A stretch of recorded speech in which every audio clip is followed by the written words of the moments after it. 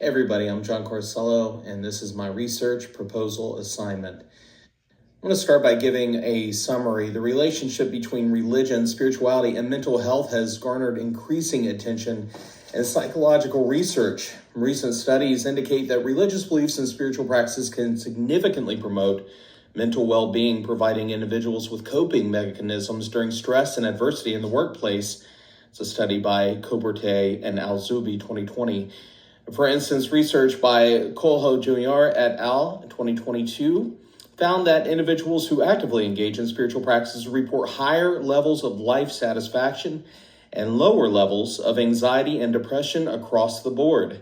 However, a gap persists in qualitative research that explores the nuanced ways spirituality and religion contribute to mental health outcomes, particularly across diverse populations and in various contexts.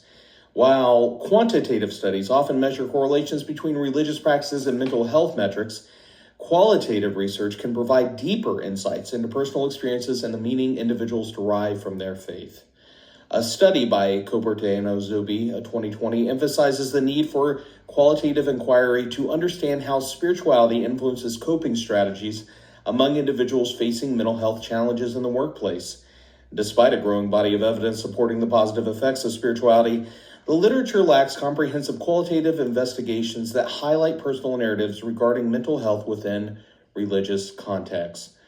The purpose of this research proposal is to explore the question, does religion and spirituality have a positive effect on mental health? By conducting qualitative interviews with individuals from various religious backgrounds, this study aims to illuminate personal narratives that highlight the role of spirituality and promoting mental health. This approach seeks to fill the existing gap in literature by providing a nuanced understanding of individual experiences that contribute to mental health outcomes within religious frameworks. Overview of the literature review. Much of the literature on this topic agrees that religion and spirituality contribute positive elements to one's mental state, such as providing social support, coping mechanisms, hope, and a sense of purpose.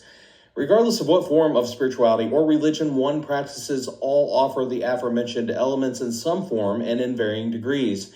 These elements can be attained apart from religion or spirituality, however, thus highlighting the gap once more. These are the research questions that I developed that I would like to use in an interview for this project. 1, can you describe a specific moment when your spirituality helped you cope with a difficult situation? Answering this question may help draw the distinction between what can be attained apart from religion and spirituality and what cannot. How do you feel your spiritual beliefs impact your overall mental well-being? 3rd, how do you connect with your religious community and how does this connection affect you? 4th, what role does prayer or meditation play in your daily life? Regarding mental health and the way that it affects prayer and meditation is something that generally does not take place and cannot be attained apart from religion or spirituality. 5, have there been certain scriptures or passages from other spiritual or religious literature that have assisted you through challenging times? If so, how? Again, this will help make the distinctions and fill the gap. Was there a time in your life when you did not engage in religious or spiritual practices? If so, how would you compare your mental well-being then to now? Next, the methodology that I chose to use for this project is phenomenological theory, because it focuses on understanding the essence of experiences by exploring participants' perceptions and feelings. This series supports my study by emphasizing the depth of participants' lived experiences and personal meanings related to religion and spirituality.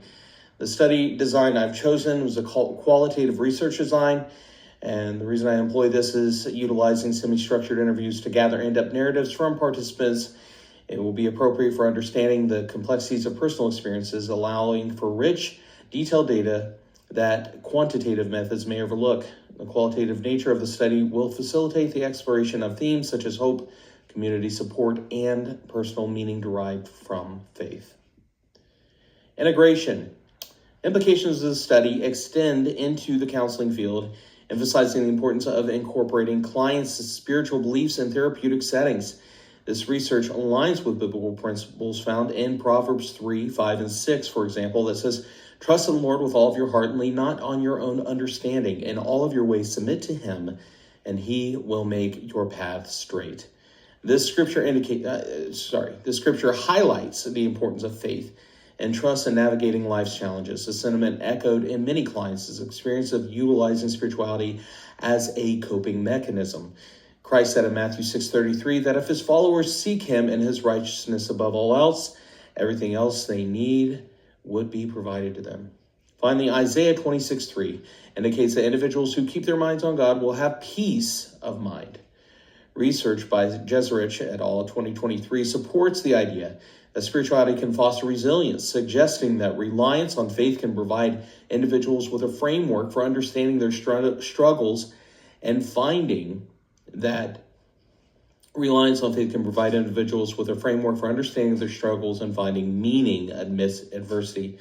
By exploring the impact of religion and spirituality on mental health, this study not only contributes to academic discourse, but also reinforces the value of integrating spiritual practices within counseling, ultimately fostering healing and resilience in clients' lives.